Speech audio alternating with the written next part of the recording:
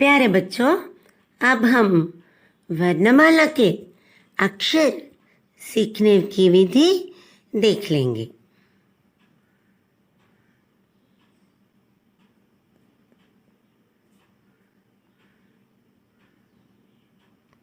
సమరూపి అక్షర్ లిఖనే కి విధి అంటే ఒకే విధంగా ఉండే అక్షరాలను మనం నేర్చుకుందాం. అంటే వరుసగా అక్షరాలను ఇక్కడ మనం నేర్చుకోవట్లా. మనం ఇంతకు ముందే చెప్పుకున్నాము, అక్షరాల్ని అంకెలతోనూ ఇంగ్లీష్ అక్షరాలతోనూ చక్కగా సరదాగా నేర్చుకోవచ్చు. చూడండి, ఎడమ చేతి పక్కన పైన అంకె కానీ అక్షరం కానీ దాన్ని ఏ అంకెతో కానీ ఏ అక్షరం సహాయంతో కానీ నేర్చుకుంటామో వాటిని చూపిస్తామో, మరి దాంతో అక్షరం ఎలా వ్రాయచ్చు అనేది సరదాగా నేర్చుకోండి.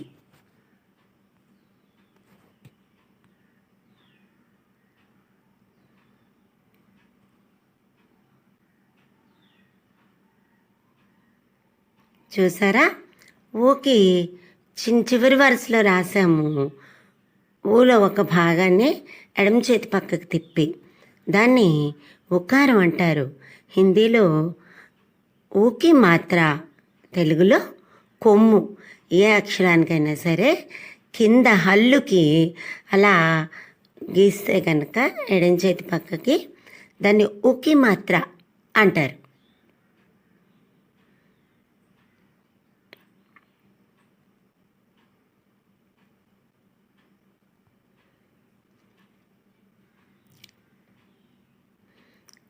ఇదేంటో చూడండి, ఊకి ఇంకొక వంపులాగా తగిలిస్తే ఏమైంది? ఊ అయింది. ఆ భాగాన్ని ఏ అక్షరానికి కింద రాసినప్పటికీ కూడా అది కొమ్ము దీర్ఘం అంటారు. ఊకి మాత్ర.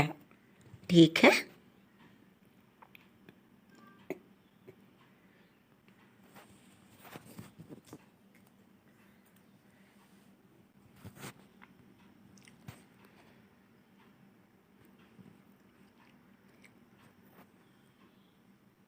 ఈ ఊకి పక్కన ఒకటి తగిలిచ్చి పైన ఒక గీత పెడితే, ఈ గీతని ఏమంటాం? పైన పెట్టే గీతని శిరోరేఖ అంటాం.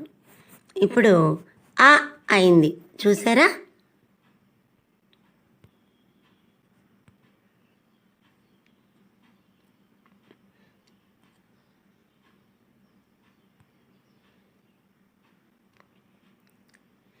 ఈ ఆకి ఇంకొక గీత తగిలించి పైన శిరోరేఖ పెడితే ఆ అయింది. ఈ ఎక్స్ట్రా తగిలించిన ఈ గీతని ఏమంటారంటే ఆకి మాత్ర అంటారు. అంటే దీర్ఘం అన్నమాట. ఈ ఆకి మాత్ర ఏ హల్లుకి చేర్చినప్పటికి కూడా ఆకారమే పలుకుతుంది. అంటే కాకి చేర్చామనుకోండి, కాపే ఆకి మాత్ర, కా. గాపే ఆకి మాత్ర, గా. అలా అన్నమాట. ఆకి మాత్ర ఇది.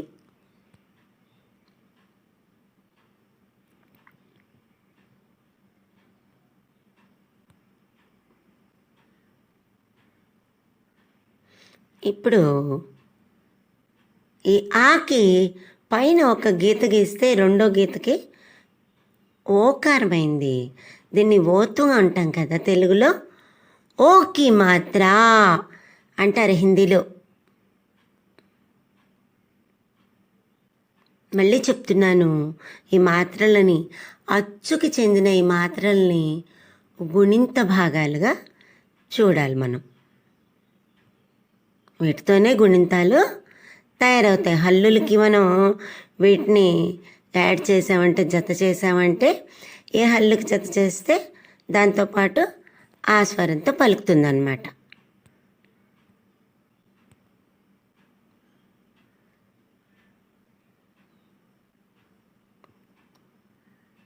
చూడండి, ఆపే బిందు, ఆ మీద ఒక చుక్క పెట్టాం. దాన్ని సున్నాని చుక్కలాగా రాస్తాం హిందీలో. ఈ బిందు సున్నా, ఆకు సున్నా పెడితే ఏమవుతుంది? అమ్మ అవుతుంది. ఈ బిందుని ఆకు పెట్టినట్టు ఇంకా ఏ హల్లుకు పెట్టినప్పటికీ దానికి సున్నా జత చేసినట్లే.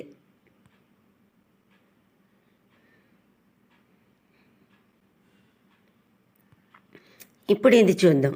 చూడండి, ఆకి పక్కన 2 సున్నాలు పెడితే ఆహా కదా తెలుగులో.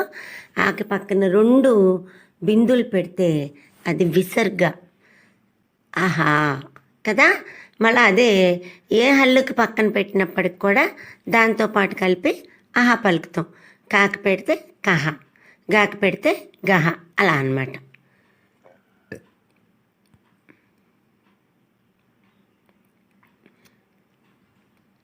చూసారా మరి, ఒక 3తో ఎన్ని రకాల అక్షరాలు నేర్చుకున్నాం మనం. ఇప్పుడు ఎస్తో నేర్చుకుందాం. ఎస్ని చూడండి ఏ విధంగా రాస్తే ఈ తయారైందో. అలాగే ఎడం చేతి పక్కన గీతకి పైన చిన్న వంపేస్తే గుడి అయింది. దీన్ని ఏమంటాం హిందీలో? ఈకి మాత్ర అంటాం. ఠీకా.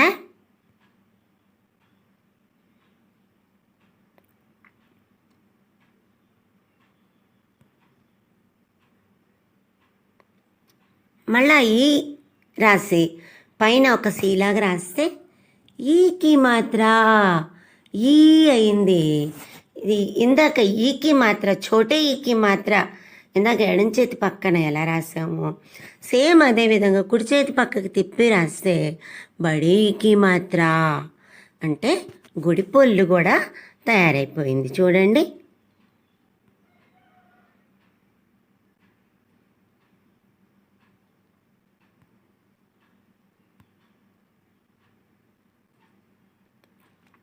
ఇప్పుడు మనం 11తో అక్షరం రాయటం నేర్చుకుందాం. 11లో ఫస్ట్ ఒకటికి కింద భాగంలో ఇలా వంపు తిప్పితే ఏమైందో చూసారా? పైన శిరోరేఖ ఇవ్వటం మాత్రం మర్చిపోకూడదు. ఇది ఏ అవుతుంది. ఈ ఏకి ఏత్వం తెలియచేయాలంటే ఏ అక్షరానికైనా చూసారు కదా 3వ వరుసలో ఎలా ఉందో అలా పైన ఒక గీత గీస్తే ఏత్వం అవుతుంది. దీన్ని ఏకి మాత్ర అంటాం.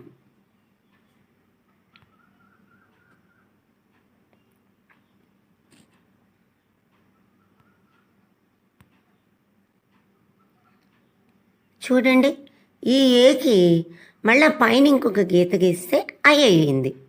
అలాగే ఏ అక్షరానికైనా పైన ఈ విధంగా 2 గీతలు గీసామంటే ఐత్వం అవుతుందన్నమాట. హిందీలో, తెలుగులో ఏ ఏ ఐ ఉంటుంది, కానీ హిందీలో ఏ ఐ మాత్రమే ఉంటుందనేది మనం గుర్తుపెట్టుకోవాలి. ఐత్వాన్ని ఏమంటాం చెప్పండి? ఐకి మాత్ర అంటాం.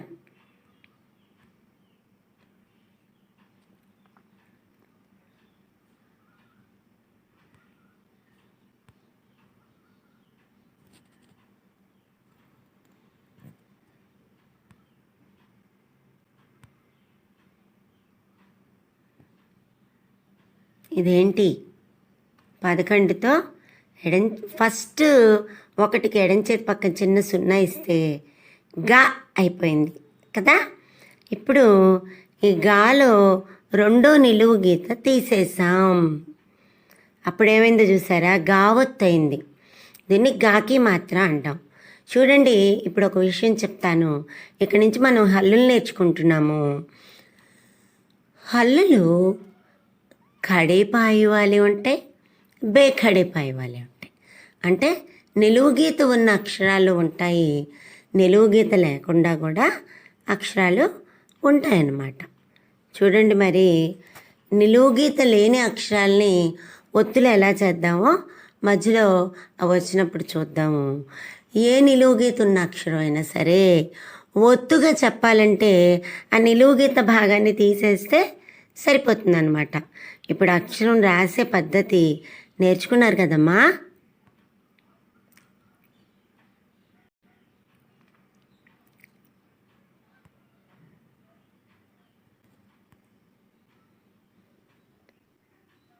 చూసారా? 4ను కొంచెం మార్చి పైన శిరోరేఖిస్తే ఏమైంది? మా అయింది. అట్లాగే ఇందాక చెప్పుకున్నట్టు మనం ఆ మాలో ఈ ఖడీపాయి తీసేస్తే మా ఒత్తు అంటే మాకి మాత్ర. చూడండి, మీరు ఒకేసారి అక్షరం రాయటం నేర్చుకుంటున్నారు, ఆ ఒత్తు రాయటం కూడా నేర్చుకుంటున్నారు. बहुत अच्छा. మాకి మాత్ర.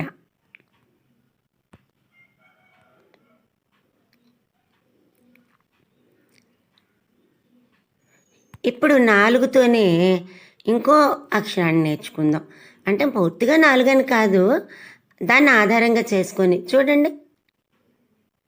ఏమంటారు దీన్ని? భా అంటారు. మళ్ళీ మామూలే, ఆ కడిపాయి తీసేసామంటే మిగిలిన భాగాన్ని భావొత్తు అంటారు. భాకి మాత్ర. ఇక్కడ భా నేర్చుకున్నాం, భావొత్తు కూడా నేర్చుకున్నాం. బహుత్ అచ్చా.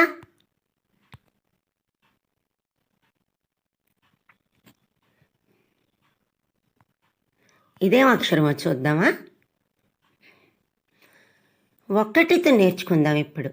చూడండి, 1కి ఒక చిన్న గరిట్లాగా ఎడం చేతి పక్కన బోర్లిస్తే నా. మళ్ళీ మామూలే, ఈ నాకి కడిపై తీసేసాం. అప్పుడు మిగిలిన భాగాన్ని ఏమన్నాం? నా ఒత్తు అంటే నాకి మాత్ర.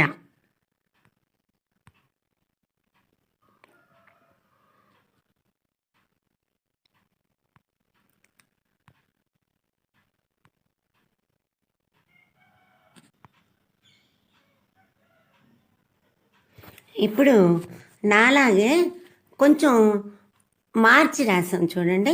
ఇది తా. మళ్ళీ కడిపాయ తీసేస్తే తాకి మాత్ర అంటే తా ఒత్తు.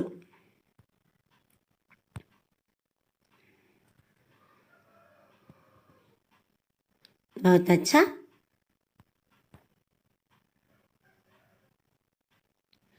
మళ్ళీ ఆ 1తోనే చూడండి, తెలుగులో లా ఒత్తుని 1 చేర్చితే లా అయిపోయింది. అలాగే కడిపాయి తీసేస్తే లా ఒత్తు, లాకి మాత్ర.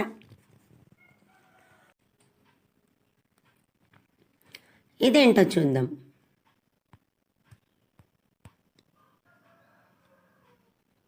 యూతో అక్షరం చూడండి. యూకి చక్కగా పక్కన ఒక చిన్న గీత ఇచ్చి ఎడం చేతి పక్క, కుడి చేతి పక్క మళ్ళీ కడిపై పెట్టాం. పైన శిరోరేఖ మామూలే. ఏమైంది అప్పుడు? అది చా. తెలుగు చాలో సగభాగం ఇలాగే ఉంది, దానికి ఇంకొంచెం కడిపై పెట్టాం అంతే, చా అయిపోయింది. ఈ కడిపై తీసేస్తే ఏమైందమ్మా? చావొత్తు అంటే చాకి మాత్ర. బహుత్ అచ్చా.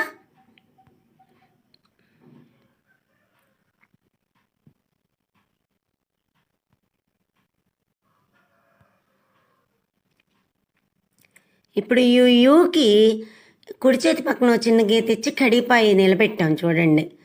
దానికి సిరేరేఖ ఇచ్చాం, జా అయింది. మళ్ళీ కడిపాయి తీసేస్తే మిగిలిందే జావొత్తు, జాకి మాత్ర.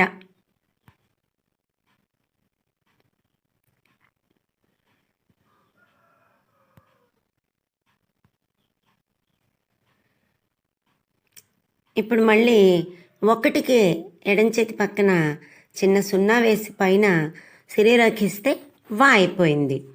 ఆ కడిపై తీసేస్తే వావొత్తు అంటే వాకి మాత్ర. చూడండి, 1తో కూడా మనం ఎన్ని నేర్చుకున్నామో.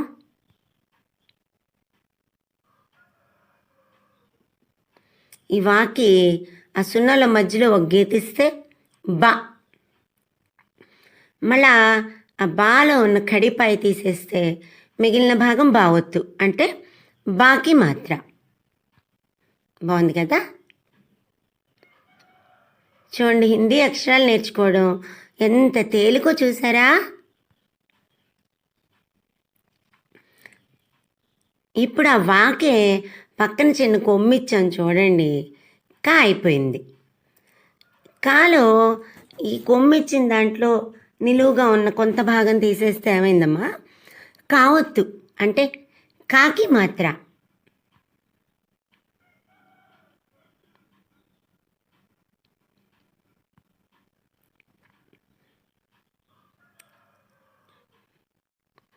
ఇప్పుడు యూకి ఎడం చేతి పక్కన ఒక కొమ్ము, అలాగే కుడి చేతి పక్కన ఒక అడిపై పెట్టాం.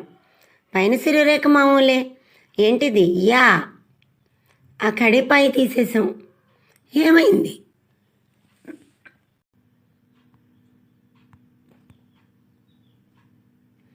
ఇదేంటి అలాగే రాసాము. శిరోరేఖ దగ్గర ఓన్లీ కడిపాయి మీద మాత్రమే శిరోరేఖ ఇచ్చాం. అంటే కలపల అక్షరం మొత్తం దాంతో ఇదేమైంది థా అయింది. అలాగే ఆ కడిపాయి తీసేస్తే మిగిలిన భాగం థా ఒత్తు. అంటే థాకి మాత్ర. ఇదేం అక్షరం చూద్దాం వర్రా.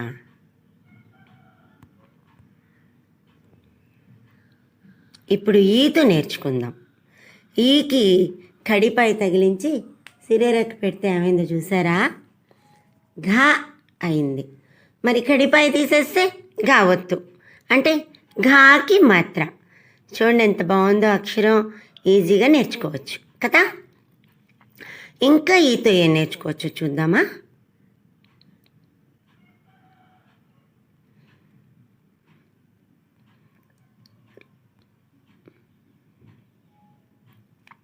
ఈకి పైన కొంచెం సున్నా పెట్టి దీన్ని ఇలా డెవలప్ చేసి రైట్ సైడ్ పక్కన కడిపాయి మామూలుగానే పెట్టేసి పైన మొత్తం కవర్ చేయకుండా కడిపాయి మీదే శిరోరేఖ ఇచ్చాం. ధా అయింది. మళ్ళీ ఆ కడిపాయి తీసేస్తే ధా ఒత్తు. ఎంత తేలిగ్గా ఒత్తులు నేర్చుకోవచ్చో చూసారా హిందీలో. ధాకి మాత్ర. ఇక్కడ ధా నేర్చుకున్నాం, ధాకి మాత్ర కూడా నేర్చుకున్నాం. ఇప్పుడు ఈతో ఇంకొకటి, అంటే ఈ అంటే పూర్తిగా ఈ కాదనమాట, దాని ఆధారంగా నేర్చుకునేది. చూడండి ఈని ఎలా రాసి శిరోరేఖిస్తే ఏమైందో చా. ఇప్పుడు చాకి కడిపాయి లేదు కదా, అందుకని మనం ఏం చేయాలంటే కింద ఒక గీత గీసాం చూడండి. చా ఒత్తులా రావాలంటే హలంతం అంటారు దాన్ని. అలా కడిపాయి లేని ఏ అక్షరాలకైనా కింద చిన్న గీత పెడితే అది ఒత్తులాగా మారుతుంది అక్షరం. చా ఒత్తు. చాకి మాత్ర. ఠీక్ హై.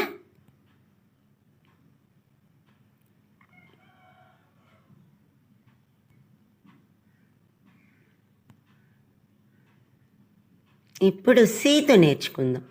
సీకి పైన చిన్న గీత ఇచ్చి శిరోరేఖిస్తే టా అయిపోయింది.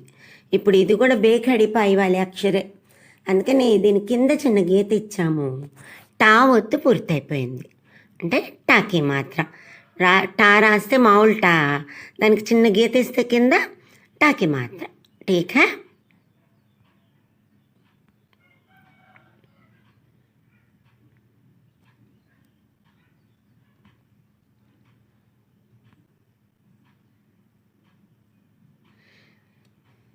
సగం సున్నా టా సీని పూర్తి సున్నాగా రాసి పైన గీత ఇచ్చి శిరోరేఖిస్తే టా అయిపోయింది. తెలుగు టాకి దీనికి పోలికలు ఉన్నాయి చూసారా.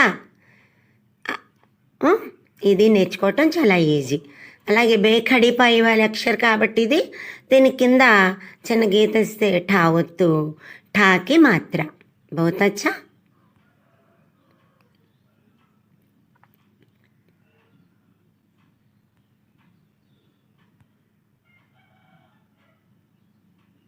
టా అలాగే రాసి కింద చిన్న సున్నా ఇస్తే ఢా. ఇది కూడా బేఖడిపాయి వాళ్ళ అక్షరే. ఢాకి చిన్న గీత ఇస్తే ఢ అంటే ఢా ఒత్తు. ఢాకి మాత్ర. ఒత్తుల్ని ఎలా చదవాలి? కా ఒత్తు అయితే కాకి మాత్ర అంటున్నాం కదా. క్. గా అయితే గ. చా అయితే చ. అలా చదవాలి. ఇక్కడ ఢా కదా, ఢ.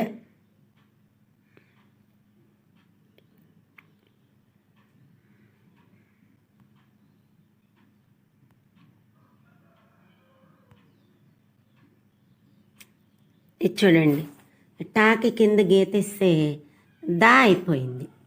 ఇది కూడా బేఖడిపాయి వాళ్ళ అక్షరే.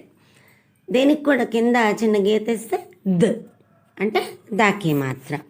దావత్ అన్నమాట.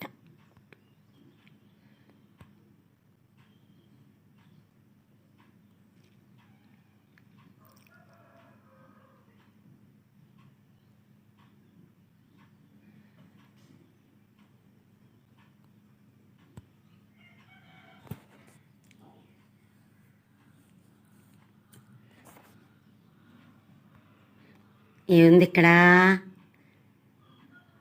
టాలాగా రాసి కింద చిన్న ఈ అక్షరం ఇచ్చాం, దానికి అటాచ్ చేసాం. హా అయిపోయింది. ఇది కూడా బేఖడి పై వాళ్ళ అక్షరే. ఈ హాకి కూడా కింద చిన్న గీత ఇస్తే హ అయింది, అంటే హా ఒత్తు. హాకి మాత్ర.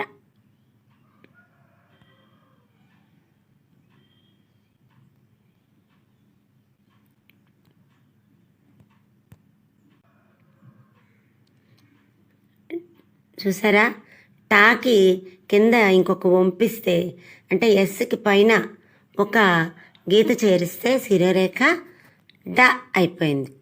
డ డా ఒత్తు. డాకి మాత్ర. అంటే ఒకే రకమైన అక్షరాలుగా నేర్చుకుంటున్నాం మనం. ఇంకా కన్ఫ్యూజ్ అవ్వకూడదు అనమాట. మీరు రాసే విధానంలో చిన్న తేడాతో వేరే అక్షరంలా పలుకుతున్నది గమనించండి మీరు.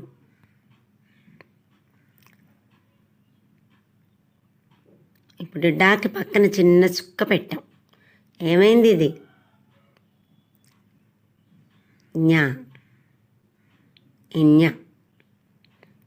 ఇన్యా ఒత్తు. కడిపాయి లేదు కదా దీనికి కూడా. మరి దాన్ని ఒత్తుగా సొగమే పలకాలంటే కింద ఒక గీత పెడితే సరిపోతుంది.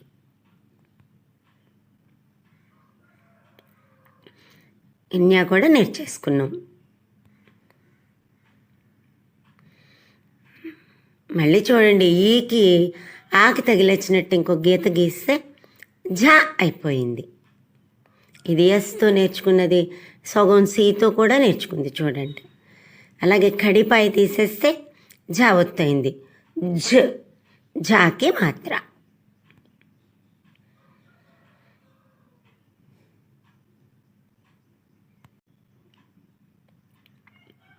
సీని ఇలా తిరిగి తిప్పి దానికి ఒకటికి తగిలిస్తే మనం ఇణి అయిపోయింది.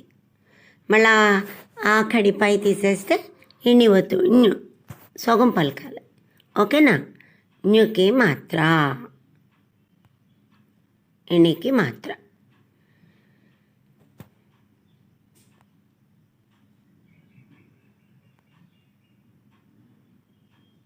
యూతో నేర్చుకుందాం మళ్ళీ ఇంకోసారి.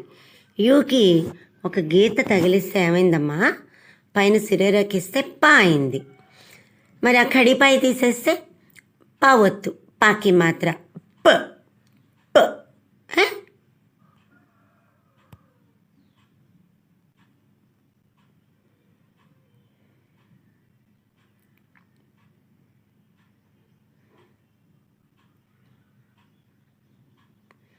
చూసారుగా ఎంత ఈజీ, నేర్చుకోవటం వెరీ ఈజీ.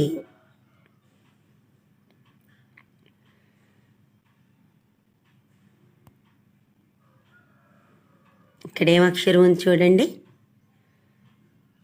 ఈ పాని కొంచెం డెవలప్ చేసి కాకిచ్చినట్టు మధ్యలో గీత ఇస్తే షా అయిపోయింది. ఇక్కడిపై తీసేస్తే షా వత్తు, షాకి మాత్ర ష్ అంటాం అన్నమాట.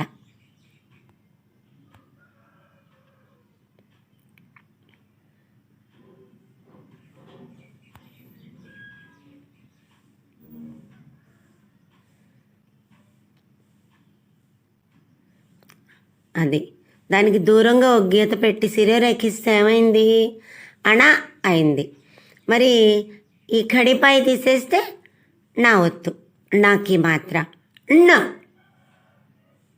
ఠీక్ హై.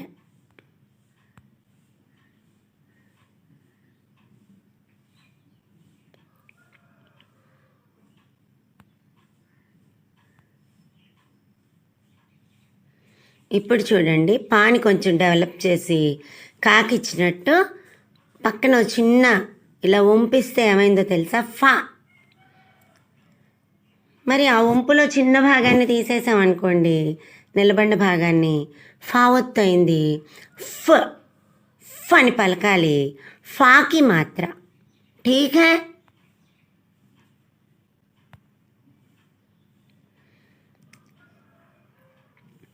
ఇప్పుడేం అక్షరం వస్తుందో చూద్దాం అర్రా.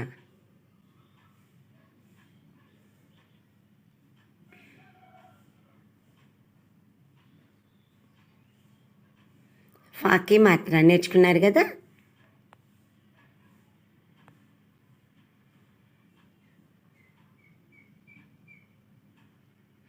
అన్నీ నోట్ చేసుకోండి, అక్షరాలన్నీ ఎలా రాసుకోవాలో నిదానంగా చూస్తున్నారుగా. 2కి పైన శిరోరేఖ ఇచ్చేస్తే రా. మరి ఏంటి, అన్నిటికీ ఒక్కొక్క ఒత్తే ఇచ్చాము. ఇక్కడ మధ్యలో కామాలు పెట్టి ఒత్తుల భాగంలో 3 చూపించాను నేను. ఏంటిది, ఈ 3 కూడా ఒకటే. చూడండి, ఇక్కడ క్రావడి ఉంది చూసారా, అంటే రావొత్తు. అయితే ఈ రావొత్తుల్లో ఈ 3టిని ఎలా రావొత్తుగా, ఎక్కడైనా ఒక్క ఒత్తే ఉంటుంది కదా. మరి ఇక్కడ ఈ రాకి 3 రకాలుగా రాయడానికి కారణం ఏంటో చూసారా. ఈ పక్కన ఫస్ట్ ఉన్నది చూడండి, ఫస్ట్ కామాకి ముందు చిన్న ఎడం చేతి పక్కకి తిరిగిన గీత ఉంది చూసారా. ఇందాక హలంతో రాసాం కుడివైపుకి, ఇది ఎడం వైపుకి. గుర్తుకు చెప్తున్నా, ఏ అక్షరానికైనా సరే కడిపాయి ఉన్న అక్షరానికి ఎడం చేతి పక్కన కింద భాగంలో ఇది రాస్తే క్రావిడ అవుతుంది. కాకి ఇది పెట్టామనుకోండి క్రా, గాకి పెడితే గ్రా, చాకి పెడితే చ్రా. కానీ ఈ పక్కన ఇంకోటి ఉంచుకోండి, కామా తర్వాత హంసపాద అంటాం తెలుగులో. అంటే ఇప్పుడు కడిపాయి వాళ్ళ అక్షర్కి ఒక భాగం పెట్టాము, దీన్ని 2 పక్కల ఇలా ఎడం చేతి పక్క కోటి కుడి చేతి పక్క కోటి చిన్న గీతలు ఇచ్చి పెట్టాం. దేని పెడతామో తెలుసా, ఇది ఖడిపాయి వాళ్ళ అక్షర్కి పెడతాం. కడిపాయి లేని అక్షరాలకి 2 పక్కల సపోర్ట్ అనమాట. అప్పుడు అంటే టాకి డాకి పెట్టచ్చు, ట్రా ట్రా డ్రా డ్రా ఇలా చదవచ్చు. మరి సీలాగా ఉంది కామ తర్వాత ఈ 3వ రకారం ఏంటంటే అక్షరంలో ఫస్ట్ రకారం పలికి తర్వాత హల్లు వచ్చింది అనుకోండి, అప్పుడు ఆ హల్లుకి పైన ఈ సీ తగిలిస్తే రావత్తు అవుతుంది. ఎలాగ ర్క అని ఉందనుకోండి, ర్గా అలా ఉందనుకోండి, అంటే ఫస్ట్ రా పలికి రావత్తు పలికి అక్షరం పలికితే కనుక ఆ హల్లుకి పైన ఇది పెడతాం. ఠీక్ హై. రావత్తు రాకి మాత్ర, రావత్తు అన్ని ఒత్తుల కంటే స్పెషల్ అని అర్థమైందిగా మీకు. 3 రకాలుగా రాస్తారు, 3 విధాలుగాను ఒకేసారి రాయరు. ఎప్పుడెప్పుడు ఏది రాస్తారో గమనించుకున్నారు కదమ్మా.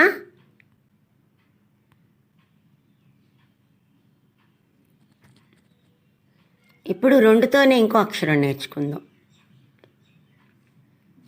2 పైన భాగంలో చిన్న 0 పెట్టి పక్కన గీత తగిలిచ్చి శిరోరేఖతో కలిపేస్తే ఏమైంది, షా అయింది. మరి ఈ గీత కడిపాయి తీసేస్తే ష్ అంటే షావత్తు, షాకి మాత్ర. ఠీకే.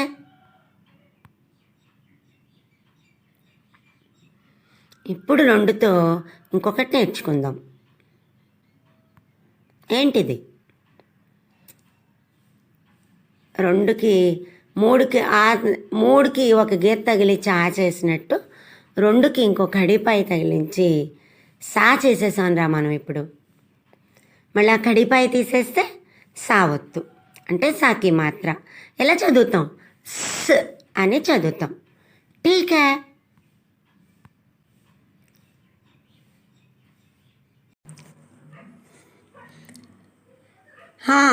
ఇప్పుడు మనం 2తో ఇంకొక అక్షరం నేర్చుకుందాం. अब हम 2 से और एक अक्षर सीख लेंगे. देख लीजिए. చూసారా, 2 పక్కన 0 వేసాం. ఆ 0 పక్కన మరి ఇంకొక కడిపాయి పెడితే ఏమైంది, 2 పక్కన వా దాని వంపులో రాసినట్టయింది. దీన్ని ఏమంటారు తెలుసా, ఖా అంటారు. ఎస్, ఖా హై. కడిపాయి తీసేస్తే ఏమైంది మీకు తెలుసు, ఖ అంటే ఖావత్తు. అంటే ఏంటి, ఖాకి మాత్ర.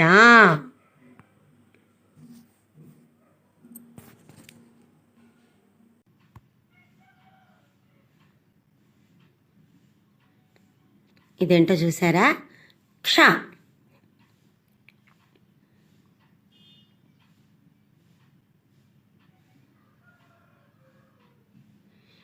క్ష కూడా కడిపాయి ఉన్న అక్షరమే.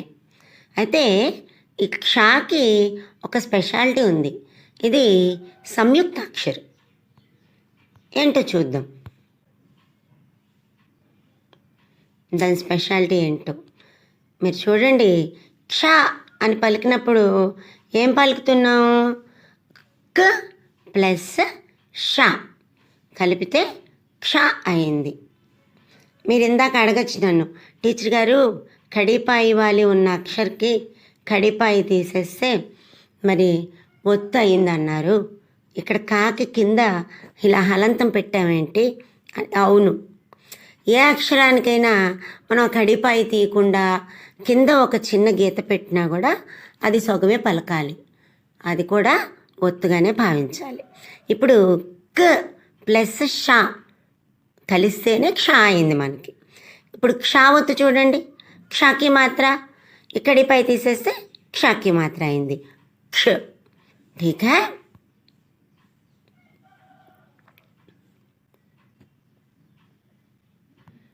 ఇదేం అక్షరం?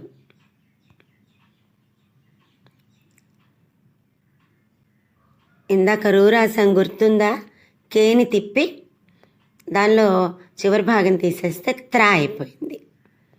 క్ష త్ర జ్ఞ ఉంటుంది హిందీలో, అలా అక్ష బండిరా ఉంటుంది కదా తెలుగులో, ఇక్కడ క్ష త్ర జ్ఞ ఉంటుంది. ఇప్పుడు చూడండి, త్రా కూడా సంయుక్తాక్షరే. దేంతో తయారైందమ్మా? త్ ప్లస్ రా, త్రా. మరి త్రావత్ రాయాలంటే త్రాకి మాత్రం ఏం చేసాం? కడిపాయి తీసేసాం, అప్పుడేమైంది? త్ర అయింది. ఠీక్ హై.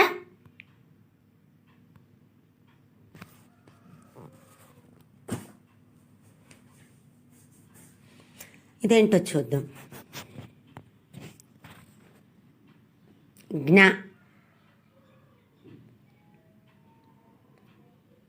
చూడండి, మామూలుగా రాకే పైన ఒక అడ్డగే తెచ్చి కడిపాయికి నిలబెట్టామంటే జ్ఞ అయిపోయింది.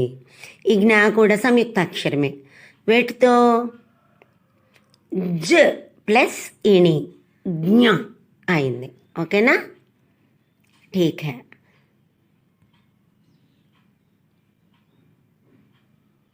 మరి కడిపాయి తీసేస్తే జ్ఞాకి మాత్ర వచ్చేస్తుంది, మామూలే. అప్పుడు జ్ఞ అనొచ్చు. ఓకేనా?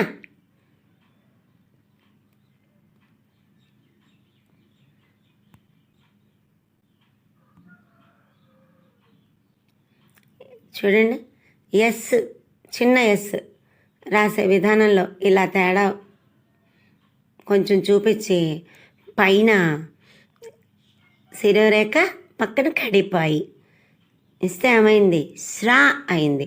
ఇది కూడా సంయుక్తాక్షరమే. ష్ ప్లస్ రా, శ్రా.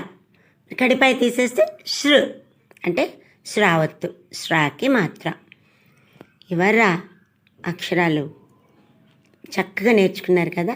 చూడండి, హిందీ నేర్చుకోవటం, రాయటం ఎంత తేలికో. హిందీ లిఖనా బహుత్ ఆసానీ హై, బహుత్ అచ్చా. దీన్ని మరి దేవనాగరి లిపి అంటారు, తెలుసా? హిందీ రాసే విధానాన్ని, ఈ లిపిని దేవనాగరి లిపి అంటారు.